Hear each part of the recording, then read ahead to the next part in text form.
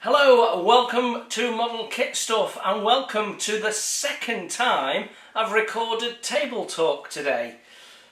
It's been one of those weeks really.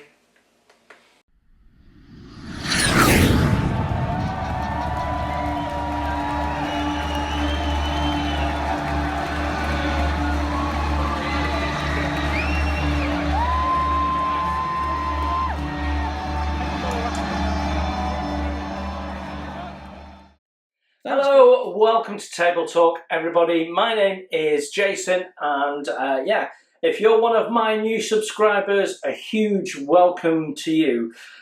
We do this every week, although we're not doing it next week. We'll talk about that later on. But we basically just talk about what's been going on, what's coming up, any sort of gossip, that sort of stuff. And this week we've got one or two things to talk about, but actually bit of a quiet week on the modelling front because, as you know, if you watched last week's episode, we went away for the weekend. So me and my two daughters, we went walking in Aldbourn and we had a really nice time. The sun was out, it was a really nice sort of summer's day, really quite warm for a spring day. And when we got there, there was at the archaeological dig, they were having a sort of open weekend and they had all the finds out on the table and they were talking you through them. In fact, while we were there, they dug up a water canteen and it still had bits of it, so just a few flakes of the original paint on it, but remarkably the screw top unscrewed and screwed back on again. It was just like it was brand new, other than it was crushed and bent and what have you. But yeah, lots of interesting finds, bullets, buckles, that sort of stuff there. But they're also doing some work at Ramsey as well, Ramsbury, which is where the bigger camp was that fed the airfield. Now, I met Peter Oxley last weekend. And he was telling me that at the motorway services on the M4, which is where the air base was for the 101st for D-Day, there is a little memorial there. So that's something I should check out perhaps when I'm next in the area. So yeah, we had a lovely time in Aldbourn, and here is some pictures. You can fast forward them if you're not interested.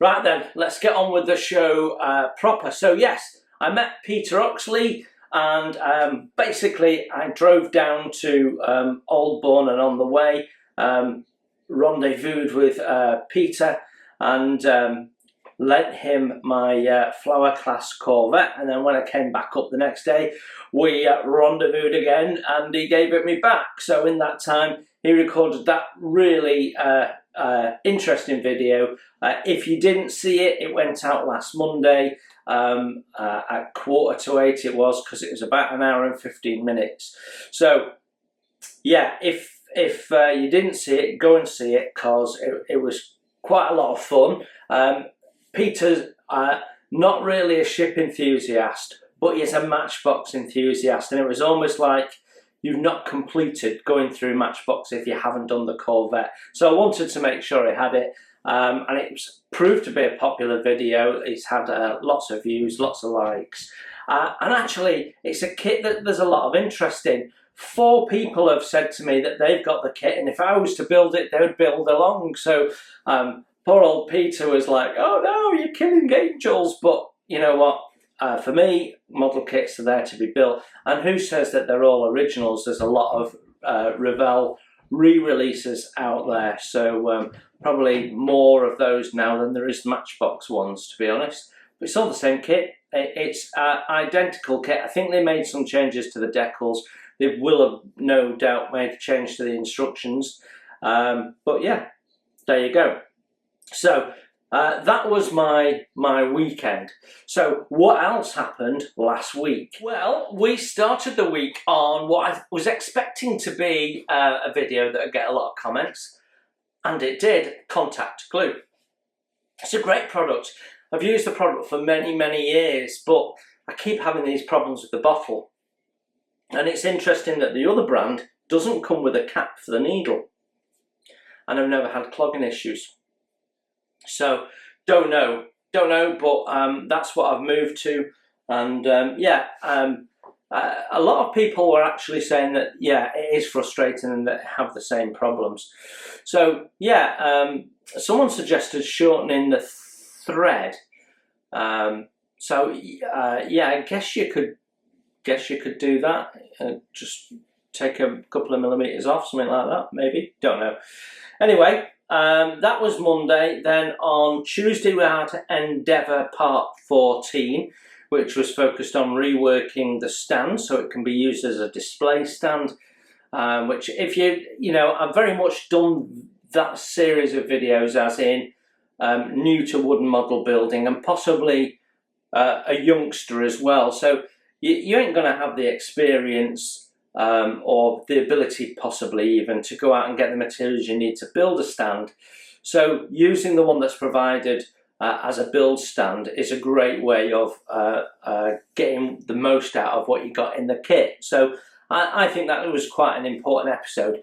So that was that, and then on Wednesday we had the Italian Cruiser River.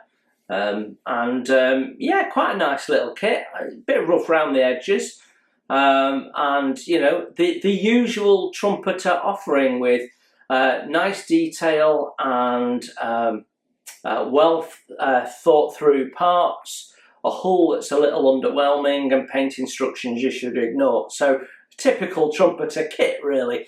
And then of course last night you got Scharnhorst 11. And that gets you up to right now.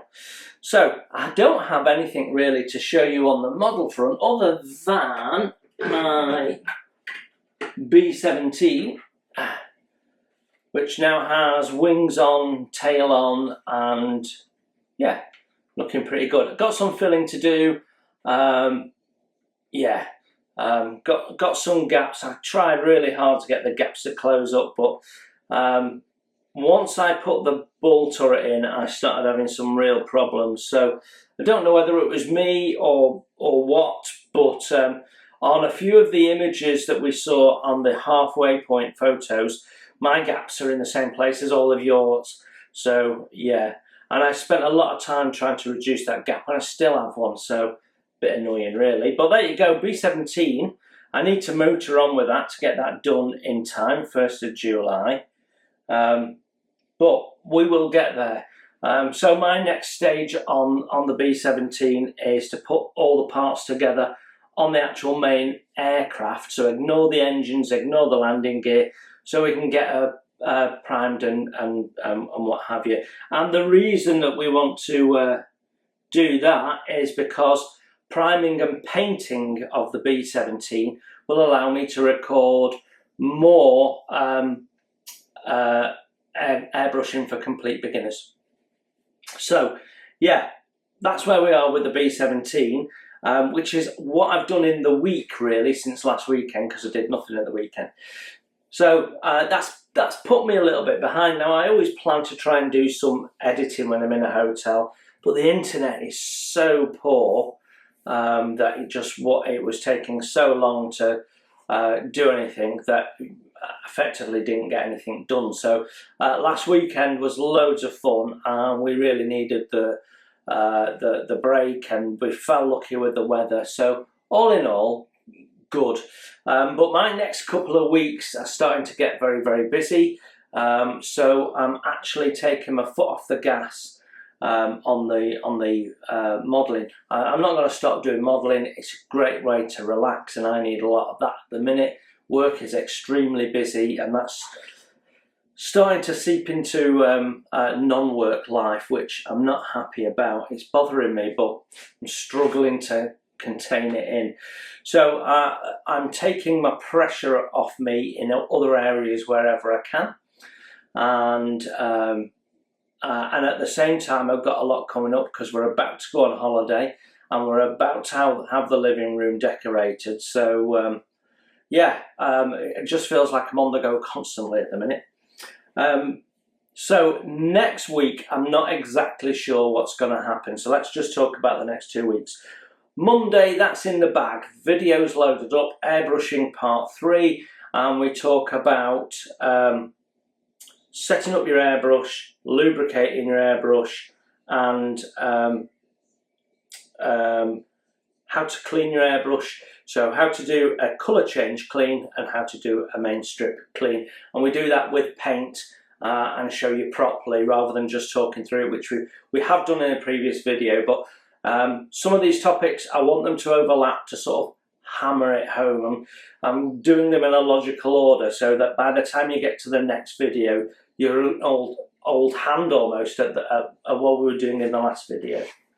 Then on Wednesday, we probably will have first impressions of a 132 scale Hong Kong models kit. You did see it a little while ago on Table Talk, but I'm not guaranteeing it, because at this moment in time it's recorded but not edited. So if I get time to edit it, we will do it. Then the following Friday will be the Shah B3 Matchbox build, which will be episode 3, and again, I'm not 100% guaranteeing that's going to happen. So if I get time to get it edited, it'll go out. If not, it won't, and we'll just skip a week. So one way or another, I have a couple of busy weeks, and I'm just not going to get a chance to do anything on the model bench. What I am going to try and do is catch up on my filming, because when I look a week ahead, I've got videos there I've not filmed yet. So I've not filmed any more airbrushing videos, because I can't quite yet, but I've not filmed my upcoming first impressions videos. I'm not ahead on anything, so I've got some filming to do. So getting ready for the Table Talk, that's what, 2.5 hours of time I get back. So in that time I can record 2 first impressions videos. So over 2 weeks I could do 4 first impressions videos in the time it takes me to do 2 Table Talk videos. And likewise, filming what I'm doing, because I'm going to be so busy. We've got decorators and bits and pieces happening. I might not get to my model bench for a week or so. So things might get delayed. So you might find that over the next couple of weeks we have fewer videos going out, and then it'll get back into a routine after that, when things are all settled down. Right then, let's talk about why I've recorded this for a second. So I recorded this actually yesterday. No, it's Friday night now. It's, what is it, 8:35 UK time. So normally I'd be logging in for the premiere about now because people start popping up to talk, but I'm recording this instead. So in 10 or 15 minutes I'll stop doing this and log on to that. But I recorded this yesterday, last night actually, so that I could get ahead and edit it. So lunchtime came today in work, and I thought, right, I'll edit Table Talk and get that loaded up ready for tomorrow, and there was no sound. There was like a crackly noise. So I recorded it with my microphone on, my little lapel microphone. So I have another one of those, so I dug that out, put that in the mic slot and did a test record, just a few seconds, and the same thing. But without the microphone plugged in, the camera built-in microphones are picking sound up. So that's why the sound might not be the usual quality, because I'm not using my remote mic. And ironically, I've ordered a little plug-in microphone that mounts on the camera, so it'll be a bit more tidy going forward. I won't have cables everywhere, but that plugs into the same slot. So there's a fault with the camera, and how annoying is that when, you know, I've only had the camera since March. So that means the camera's going to have to go in for repair. So that means we have to go back to recording on the iPad or stop recording. So it's just one of many things that has made me have my head in my hands, like this seat. So I got this before Christmas, back end of the summer, or early or during autumn, can't remember exactly. But I have problems with the seat dropping, keeps losing gas out of the strut. It's rattling, so when I'm recording, you can, if I rack up, I mean, it rocks. It shouldn't rock, and it makes creaking noises which come out on video. So I've ordered a replacement seat as well, so that more expense I wasn't expecting, but there you go. I sit on this chair more than I sit on any other chair, and this one's just not up to the job. The one I'd had before actually was an IKEA chair, 50 quid, and that did me years, but it didn't have lumbar support, adjustable lumbar support, which I really could do with. So yeah, I bought a more expensive chair, so it's come off some recommendations that were having a spring sale, so I got 60 quid off it, but it was still over 300 quid. So we will see. That should get delivered back end of next week. So next time I do a table talk, I'll probably be on a new chair, which would be great because this one's actually not very comfortable. The seat cushion is starting to deform. It's just rubbish, basically. Right then, that's my moaning out of the way. There is some lovely people in this hobby, and lots of you support the channel by making nice comments, offering words of support, watching the videos. All of these things help me, help the channel, and they're greatly appreciated. And from time to time, some of you pass in a donation, some do it a little bit every week, some increasingly people are doing it sort of once a month. But I don't do membership, and I don't do Patreon or buy me a coffee or anything that might need to be set up, so that firstly I get all the money that you intend to donate to me, and secondly you can contribute a little bit if you want to, when you want to, rather than it being constantly taken out of your bank. So yeah, so it's up to you if you want to contribute, but all the money goes into the channel. It allows me to buy kits, products and tools for reviewing, and gives you something to watch, keeps the cameras rolling. And last week was no exception, so I have some thank yous. So if you do donate to the channel, I will give you a shout out in this little spot. somewhere in the Table Talk video. Charles Sparks and Chris Bridge, a massive thank you to you for the contributions last week. Greatly appreciated. So that's put a little bit of revenue into the pot. We also sold 2 of the 3 kits last week.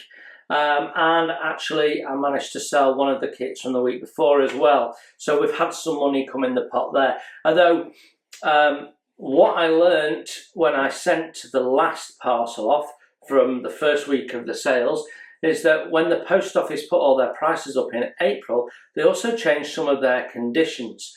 One of which being their insurance levels. So you used to be able to send a medium-sized parcel, second class to sign for, and it'd be insured up to 50 quid. Now it's only insured up to £20. So I'd been working on the basis of a £5 to post it, and actually it cost me £8 something because it had to go DPD. So I was a bit miffed about that. So you either have to make a choice. Am I going to risk that they don't deliver it and then have to be out of pocket, or not? So difficult one, isn't it, in this day and age of deliveries constantly going missing and stuff. Although I have to say Royal Mail tend to be better than some of the other companies in my experience. But anyway, that brings me nicely to this week's 3 kits to sell, which you can see here. And we've got a ship there, which someone was asking whether there'd be any ships, and yeah, there'll be a very small number. I find it difficult to part with my ships. Anyway, we have another Spitfire. This one isn't civilian service, but it is 148. It's a different mark, so there is some differences. So this also comes with the big headset, brassing wheels, the paint masks, and the flaps, landing flap etch, and then the interior etch set, which has harnesses in and colour painted dials and stuff. So that's all in there. This kit, it's about 28 quid in value, brand new, and the aftermarket stuff is around about £20 worth, thereabouts. So I've estimated that and then you'd have to pay shipping on both of those items if you were buying them separately. So I've estimated the value at around about £45.50 for everything you're going to get in here. So yeah, you've got the full kit in there, not started, but not in its bag except for the clear parts. And the flying hours have been removed. I'm asking 25 quid, offers over 25 quid. Highest bidder wins, simple as that.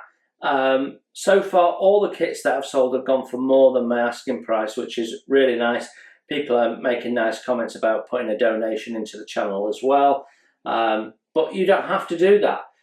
So you could put in a bid of 25 if no one else bids. There's no one bid on that Spitfire and nobody bid on the Thunderbolt 2 weeks ago, so you might fall lucky.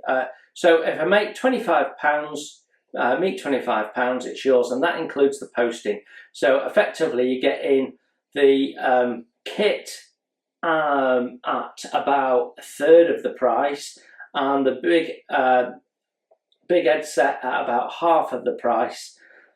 So for me, that's a bargain. So there you go, that's the Spitfire. Let's put that down and get it out of the way. Then the next one I'm selling is this, because realistically I'm not going to get to it. Now, when this came out, the 2023 Airfix Club kit, the Gloucester Meteor FR9 had not been released. It now has. It's been part of the new catalogue. But at the time it was exclusive and something nobody else could get. So you get one kit, 2 paint schemes, retails at 172 scale, I should say, retails for about 24 quid this. From the Airfix website. You can probably get it a bit cheaper if you look around, but I'm thinking because they're collector's kits, I'm thinking that I can probably sell this for £20 to £25 or maybe even more on eBay. But you can have it for £15. That includes shipping it. Okay, the bags are open because we did a first impression, but everything is in there. There's no aftermarket or anything for them. It's just straight what's in the box. You don't get flying hours with the club members one. It's a skill level 2. It's a lovely little kit. I'm not massive on jets. Realistically, it's one of those kits that'll keep going and then pick up something else. So it might as well go to a good home. And if you've got £15 and you quite fancy having a go at it, then drop me an email, modelkitstuff@gmail.com, and there you go.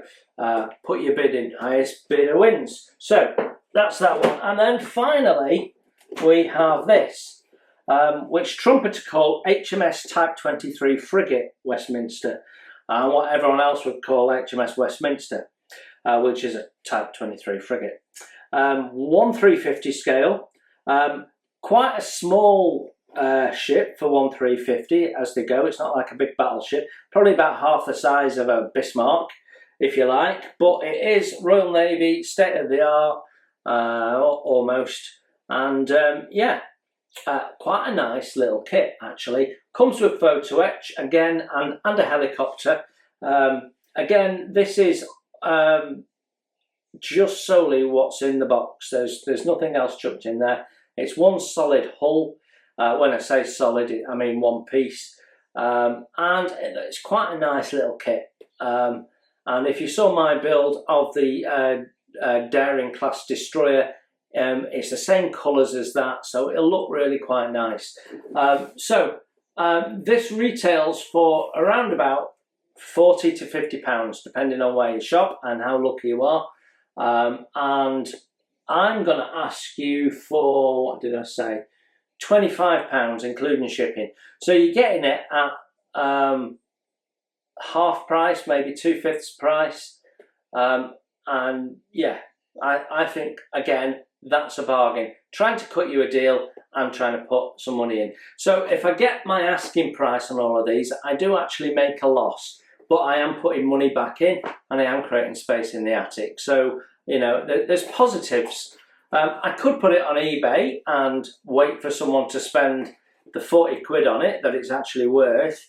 But the reality is, by the time eBay have taken their cut and shipping money's been done and what have you,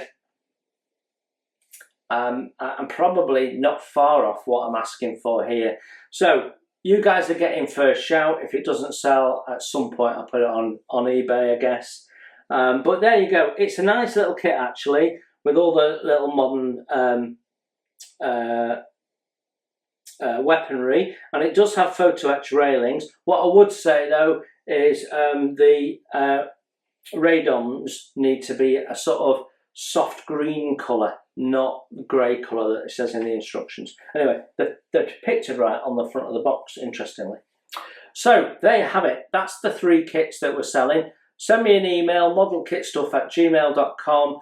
Put in the title kit sale so I don't miss it. I get a lot of emails, and yeah, put your bid in. And what I generally do is I make a decision Tuesday night. By that time, most people have watched Table Talk that are going to watch it, and then I'm asking for people for money, and then contact people with what to do on a Tuesday night or a Wednesday morning. Get it packed up on the Wednesday, ship it either Wednesday, Thursday, depending on how busy I am and when I can get out at my lunchtime. So there you go. Those are the 3 kits. And I genuinely think that's probably it for this week. So over the next couple of weeks, things might be a little bit sporadic on the videos, but yeah, it will be what it will be. I will try and at least get a first impressions video out each week. But what I want to do is beaver away at doing some recording and doing some modelling. And then I've got an opportunity to do a bit of editing in a couple of weeks' time when I've got a week off work. and I can catch up with myself a little bit. So there you go. Thank you very much for joining. I hope you enjoyed the episode. I'm looking forward to seeing you very, very soon. Have a great week or two of your build and enjoy your modelling, and I will see you very soon. Bye for now. Thanks for watching. Please hit the like button and subscribe if you haven't done so. It's free, and that way you won't miss my first impressions, my tool reviews, my product reviews, and any of my builds, including wooden model kits as well as plastic. It's all free, and if you'd like to support the channel, you can hit my PayPal link in the text below. Every pound goes straight into the channel to keep the cameras rolling and to do more fun stuff for you to watch.